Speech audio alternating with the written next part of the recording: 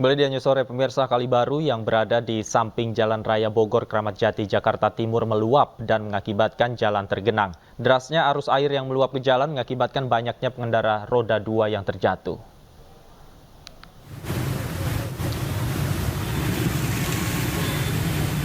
Luapan Kali Baru di Jalan Raya Bogor, Kramat Jati, Jakarta Timur, Senin pagi hingga siang meluap. Luapan air dari Kali Baru ini sampai menggenangi jalanan hingga ketinggian 30 cm.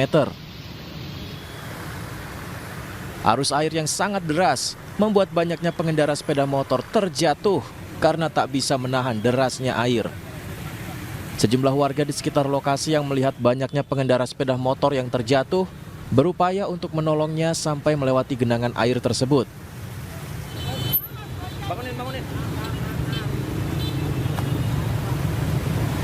Jatuh di sana, Pak. Jatuh. Oh, ini banjir ini sering di sini, Mbak? Sering.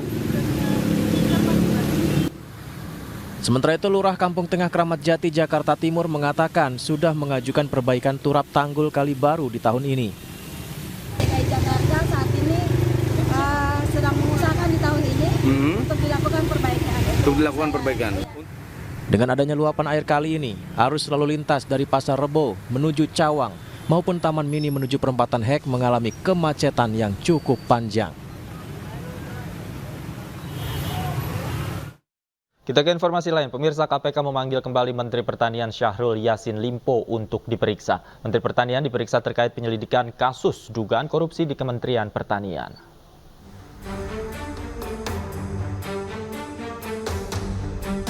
Menteri Pertanian Syahrul Yassin Limpo tiba di gedung ACLC KPK atau gedung KPK lama pada pukul 9.30 waktu Indonesia Barat. Menteri Pertanian Syahrul lalu keluar sekitar pukul 13 waktu Indonesia Barat atau sekitar 3,5 jam lamanya. Selesai diperiksa, Syahrul yang sudah 2 kali tak memenuhi panggilan KPK menegaskan dia akan kooperatif. Sejauh ini KPK telah memeriksa sejumlah pihak. Mereka merupakan aparatur sipil negara dan pejabat di lingkungan Kementerian Pertanian.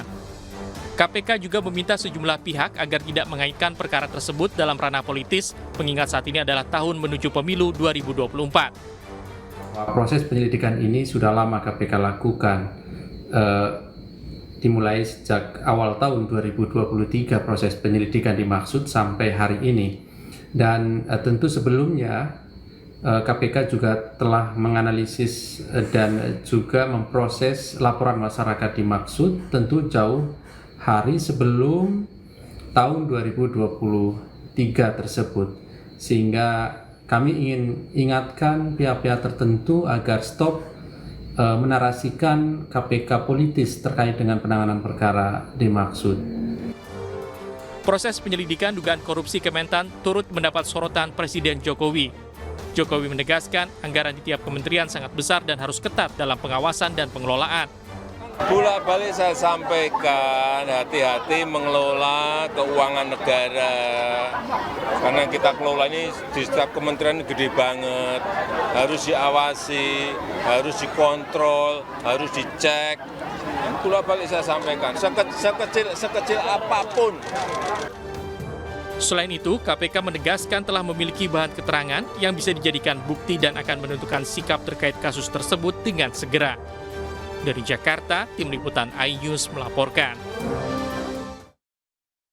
Ketua KPK Firly Bahuri dan komisioner lainnya dianggap tidak melanggar kode etik dengan memberhentikan Brigjen Endar Priantoro sebagai Direktur Penyelidikan KPK. Dewan Pengawas menilai laporan dugaan pelanggaran kode etik Firly CS tak bisa dilanjutkan karena tidak cukup bukti. Dewan Pengawas atau Dewas menyimpulkan bahwa surat keputusan pemberitahuan dengan hormat Endar Priantoro sebagai Direktur Penyelidikan KPK merupakan keputusan Pengadilan Tata Usaha Negara yang bersifat konkret, individual, dan final. Secara prosedural, surat keputusan pemberhentian dengan hormat Endar diputuskan pimpinan KPK dalam rapat pimpinan 29 Maret lalu secara kolektif kolegial. Sementara pimpinan KPK dapat mengangkat, memperpanjang maupun mengembalikan atau memberhentikan pejabat struktural dan fungsional yang ada di KPK sesuai dengan peraturan perundang-undangan yang berlaku. Perundang-undangan yang berlaku. Dewan Pengawas dalam pemeriksaan pendahuluan memutuskan bahwa laporan saudara Endar dan saudara Sultoni yang menyatakan pimpinan dan sekjen melakukan dugaan pelanggaran kode etik dan kode perilaku KPK tentang pemberhentian saudara Endar sebagai Direktur Penyelidikan KPK adalah tidak terdapat cukup bukti untuk dilanjutkan ke sidang. Pemirsa, hari ini Gubernur Papua nonaktif Lukas NMB menjalani sidang dakwaan di Pengadilan Tipikor Jakarta. Lukas NMB didakwa menerima suap senilai 45,8 miliar rupiah dalam bentuk uang tunai dan pembangunan atau perbaikan aset milik Lukas. Gubernur Papua nonaktif Lukas NMB hadir dalam sidang dakwaan yang digelar siang tadi di Pengadilan Tipikor Jakarta. Dalam sidang hari ini, Jaksa Penuntut Umum mendakwa Lukas NMB menerima suap senilai 46,8 miliar rupiah. Suap ini diberikan supaya Lukas selaku Gubernur Papua memenangkan perusahaan Piton Enumbi dan Riantono dalam proyek pengadaan barang dan jasa di lingkungan Pemprov Papua pada 2018 yang lalu. Lukas NMB juga didakwa menerima gratifikasi senilai 1 miliar rupiah. Lukas NMB yang mendengar dakwaan sempat emosi dan menyebut jaksa berbohong. Sementara dalam eksepsinya yang juga dibacakan hari ini, Lukas NMB membantah semua dakwaan jaksa penuntut umum. Menerima uang sebesar 1 miliar rupiah dari Budi Sultan selaku Direktur PT Indo Papua melalui email Dasun yang dikirim ke rekening terdakwa pada Bank BCA nomor rekening 814 sekian. Bahwa terhadap penerimaan gratifikasi berupa uang tersebut, terdakwa tidak melaporkannya kepada Komisi Pemberantasan Korupsi dalam tenggang waktu 30 hari sebagaimana ditentukan undang-undang. Padahal penerimaan itu tanpa alas hak yang sah menurut hukum.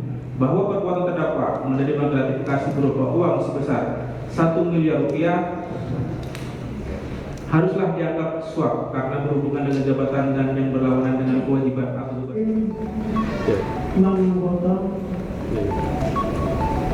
apa yang dikatakan tidak benar semua. sudah disampaikan. Sudah benar.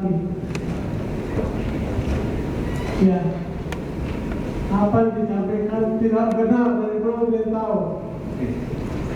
Tadi sudah disampaikan oleh Sekretariat Kami sudah disampaikan dan ada di tangan kami sudah ada. Kami akan baca semuanya dan akan kami pertimbangkan. Ya. Saudara sudah kenal ya. Terima kasih. Tidak benar semua. Ya. Apa yang dilakukan tidak benar semua. Pemirsa, Ganjar Pranowo menggelar pertemuan dengan para generasi milenial Bali di kebun vintage cars Bali Klasik Denpasar. Uniknya, bakal calon presiden PDI Perjuangan itu menumpangi mobil bersejarah milik Fatmawati, mendiang istri Presiden Soekarno. Bakal calon presiden PDI Perjuangan Ganjar Pranowo dijemput dengan mobil bersejarah milik istri Presiden pertama Republik Indonesia, Fatmawati. Mobil antik yang ditumpangi Ganjar merupakan seri Plymouth Deluxe yang diproduksi di Amerika tahun 1948 dengan kapasitas mesin 4.000 cc. Ganjar pun tak sendiri, ia disupiri tokoh milenial di Bali, Niluh Nita Prabaningsih yang mengantar Ganjar menuju acara di kebun vintage cars Bali Klasik Denpasar, Bali.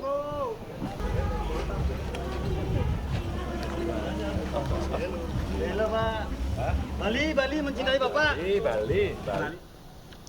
Ketua DPP PDI Perjuangan Puan Maharani dan Ketua Umum Partai Demokrat Agus Harimurti Yudhoyono bertemu di Hutan Kota Senayan, Jakarta. Pertemuan keduanya membahas politik dan cara membangun bangsa.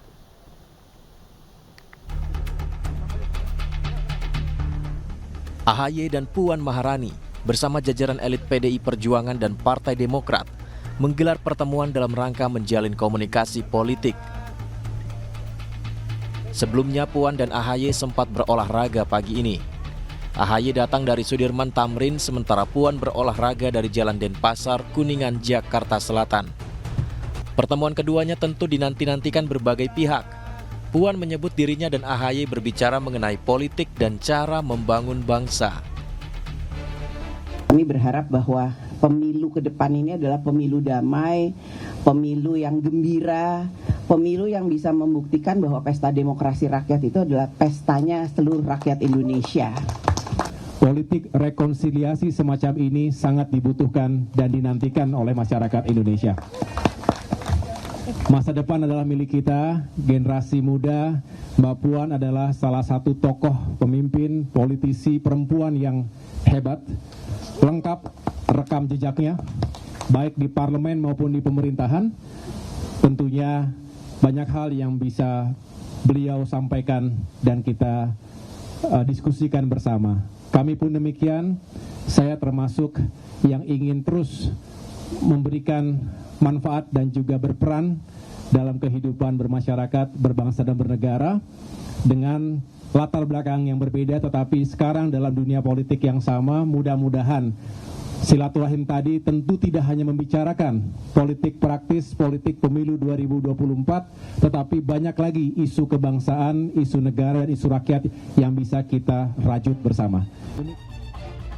Menurut Sekjen PDI Perjuangan Hasto Kristianto, dialog antara PDIP dengan Demokrat dilakukan secara konstruktif karena dialog ini penting untuk membahas kepentingan berbangsa dan bernegara di masa depan. Dari Jakarta, Jen Cahyani, Novan Dwi, iNews melaporkan.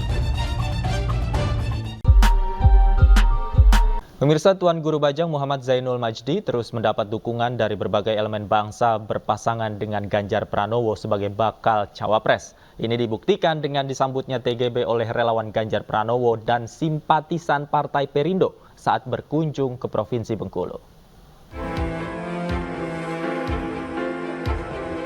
Kehadiran Ketua Harian Nasional Partai Perindo, TGB Muhammad Zainul Majdi di Bengkulu disambut antusias relawan yang mengatasnamakan Ganjar Pranowo TGB Zainul Majdi. Spanduk dukungan duet pasangan Ganjar TGB dibentangkan para relawan. TGB menyambut baik dukungan tersebut dan menyebutnya sebagai aspirasi dan apresiasi yang patut disyukuri. Dalam kunjungannya ke Bengkulu, mantan Gubernur NTB 2 periode ini juga menyempatkan diri mengunjungi rumah pengasingan Bung Karno di Jalan Soekarno-Hatta, Kelurahan Anggut Atas, Kota Bengkulu. Hikmah dari beliau diasingkan di banyak tempat di seluruh sudut Republik adalah bahwa beliau bisa menyerap semangat perjuangan yang ada di seluruh sudut Indonesia, dan mudah-mudahan itu juga bisa menjadi inspirasi kita bahwa semangat perjuangan harus tumbuh di seluruh sudut Indonesia.